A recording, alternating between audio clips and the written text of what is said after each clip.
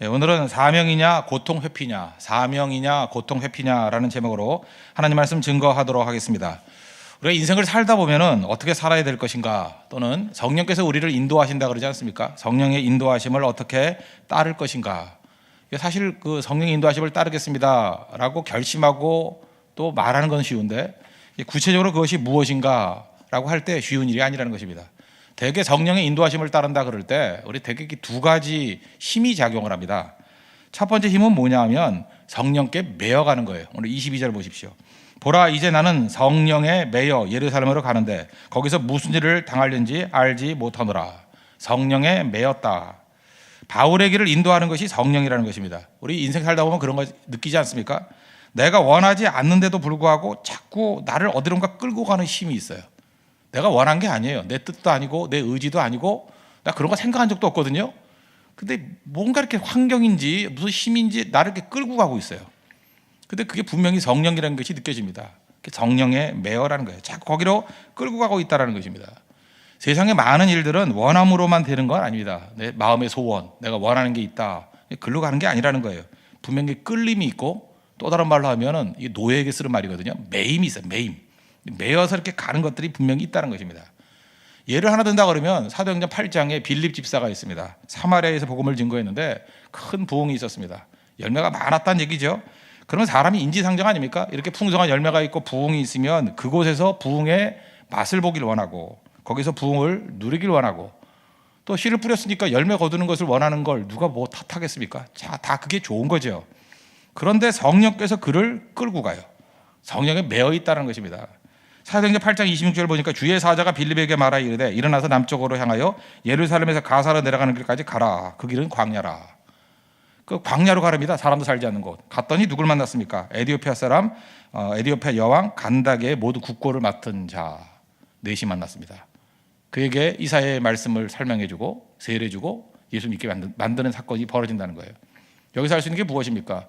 빌립은요, 에디오피아 내시가 누군지도 모르고 거기 왜 가는지도 몰랐습니다. 성령에 매여서 갔다는 거예요. 우리 인생 가운데도 분명히 이런 부분이 있다는 것입니다. 성령에 매여서, 성령의 이끌림을 당해서 이렇게 가는 게 있다는 거예요.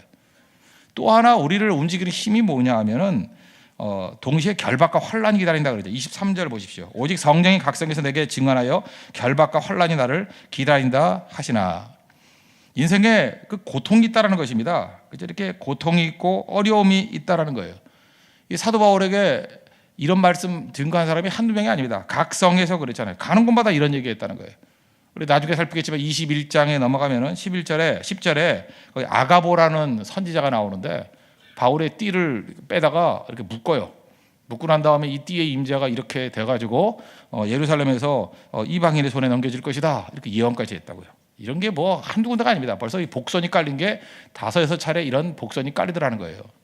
두 가지가 같이 움직인다는 것입니다. 여기서 우리는 중요한 거죠. 결정을 내릴 때 기준. 여러분 한번 생각해 보십시오. 우리가 어떤 결정을 내릴 때 어떻게 기준을 내립니까? 무엇이 사명인가? 이거 묻죠. 하나님의 뜻이 무엇인가? 무엇이 사명인가?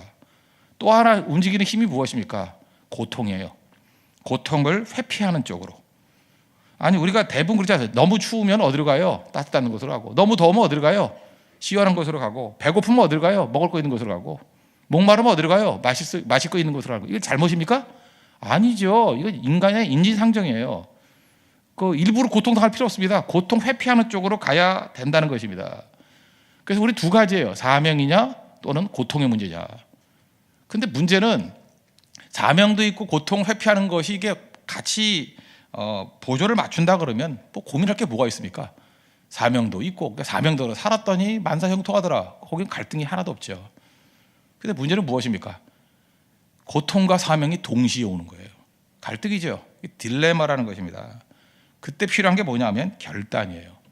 그래서 하나님 말씀을 이렇게 읽을 때 핵심 구절이라는 말이 있죠. 이렇게 설교할 때마다 이 구절이 핵심 구절입니다. 그게 뭐냐면 이 두 가지 가치가 충돌을 할 때, 딜레마에 빠져 있을 때, 혼돈이 왔을 때, 모순이 있을 때, 그때 어떻게 살아야 될지 하는 그 중요한 말씀이 핵심 구절이라는 거예요. 24절입니다. 그래서 다 외우는 거잖아요. 24절 보십시오. 내가 달려갈 길과 주 예수께 받은 사명 곧 하나님의 은혜의 복음을 증언하는 일을 마치려 하면은 나의 생명조차 조금 더 귀한 것으로 여기지 아니하노라. 무슨 얘기를 하고 있습니까? 사명 얘기를 하고 있다는 거예요. 주 예수께 받은 사명, 은혜의 복음을 증언하는 일, 이게 사명이라는 거예요. 사명대로 가야지요. 근데 또 뭐가 있다라는 거예요? 생명을 위협하는 고통이 있다는 것입니다. 그때 뭘 선택하라고요? 고통, 회피하는 것이 아니라 나의 생명조차 조금 더 귀한 것을 여기지 아니하겠다. 이러고 나가는 것이 이게 올바른 결정이라는 것입니다. 그래서 사명이냐 고통 회피냐, 웬만하면 사명 붙드십시오. 웬만하면 고통 회피하는 것으로 가십시오. 그렇지만 두 가지가 충돌한다 그러면 고통이 있다 할지라도 사명 붙드는 인생, 그게 우리 인생이라는 거예요. 이 한 구절에 나오는 이런 그 기준만 붙든다 그러면 우리 삶에 있는 많은 부분이 풀리죠. 어떻게 살아가야 될 것인가. 말씀이 있는 곳으로 가야 됩니다. 어려움이 있더라도. 되게 말씀이 있는 곳이 풍성함이 있어요. 근데 고통이 있다 그러면 말씀이 있는 곳에 가야 되고요. 사명이 있는 곳에 가십시오. 대부분의 인생은요, 사명 완수하면 기쁨이 옵니다. 충만해져요. 그런데 사명을 이루려고 그러다 볼 때 어떤 때 고통이 올 때가 있거든요. 그럴 땐 고통을 뚫고 가야 된다는 거예요. 이거 성경 말씀입니다. 사명 우선적인 인생을 살라는 것입니다. 예수님 보십시오. 예수님 오병이어 기적, 그 사명이죠. 백성들을 먹이시고 그 다음에 오병이어 기적을 이뤘더니 백성들이 다 기뻐했습니다. 왕으로 삼으려고 그러고 뭐 다 풀 거 없죠. 그렇게 사명과 고통 회피하는 것이 이렇게 섞여 있는 것들이 굉장히 많이 있습니다. 예수님이 가는 곳마다 부흥을 이렇게 말씀의 은혜를 받고, 근데 그것만 있었습니까? 결정적인 사명이 뭐예요? 십자가죠. 십자가 사명이라는 걸 아는데 십자가로 갈 때 예수님도 인간으로서 예수님 고민하셨잖아요. 겟세마네 동산에서 뭐라고 기도합니까? 3차례나 웬만하면 이 잔을 좀 옮겨주셨으면 좋겠습니다. 내가 꼭 해야 됩니까? 그렇지만 마지막 기도가 뭐예요? 아버지여, 나의 뜻대로 마옵시고 아버지의 뜻대로 되기를 원합니다. 고통이 있다 할지라도 뚫고 가는 거죠. 그리고 사명 이루기를 원합니다. 예수님이 결정했다는 거예요. 그래서 오늘은 이 말씀을 통해서 우리 삶에 있는 많은 부분의 결정을 내릴 때 어떻게 결정을 낼 것인가. 오늘 제목입니다. 사명이냐 고통 회피냐. 그때마다 사명 붙들고 어떤 난관과 어려움이 있다 할지라도 뚫고 나아갈 수 있는 하나님의 거룩한 백성 되기를 바랍니다. 그래서 이것을 걸어가기 위해서 중요한 게 뭐냐면 마음이 중요하다. 마음, 굳건한 마음. 이걸 뭐 믿음이라고 표현할 수 있죠. 믿음이 역사하는 것이 아니라 마음에서 역사하거든요. 우리가 어떤 사람에게 일을 시켜보면요, 일이 주어져야만 하는 사람이 있습니다. 일 주면 잘해요. 또 어떤 사람은 일을 만들어서 하는 사람도 있습니다. 일이 주어져야 잘하는 사람, 또 그 사람이 가면 일을 만들어내요. 그냥 일을 만들어서 또 해내는 사람. 근데 두 사람 뭐 스타일은 약간 다를지 모르지만 공통점은 뭐냐면 그 마음이에요. 그래서 여러분들 인생을 살다 보면은 어떤 사람이 인물이냐, 마음에 굳은 마음이 있는 사람, 내가 사명을 이루겠습니다 하는 굳은 마음이 있는 사람이 사명을 이룬다는 것입니다. 24절에서 느끼는 그 느낌이 무엇입니까? 사도 바울은 사명자다. 사명자라는 걸 어떻게 느껴요? 그 마음을 읽을 수 있죠. 생명조차도 조금 더 귀한 것을 여기지 않겠다. 이 사람에게 맡기면 이루어냅니다. 여러분도 흔들리지 않는 굳건한 마음 가지고 항상 승리하는 우리 하나님의 거룩한 백성 되기를 바랍니다. 그럼 뒤집어서 발레 잠깐만 얘기해 볼게요. 그럼 사명 저버리고 고통 회피하는 것을 붙든 사람 특징이 뭐예요? 이스라엘 백성들과 똑같습니다. 애굽으로 돌아가자. 사명이 가나안인데 애굽으로 돌아가자. 기껏해야 뭐예요? 배부른 돼지 되는 겁니다. 아무것도 없어요. 그냥 편안한 곳 가자. 사명이고 뭐고 나중에 생각하고 당장의 고통을 회피하는 것으로 결정을 내리자. 그럼 배부른 돼지입니다. 잊지 마십시오. 우리는 사람답게 살아야 됩니다. 성도답게 살아야 됩니다. 또 영이 살아있는 충만한 인생을 살아야 된다는 거예요.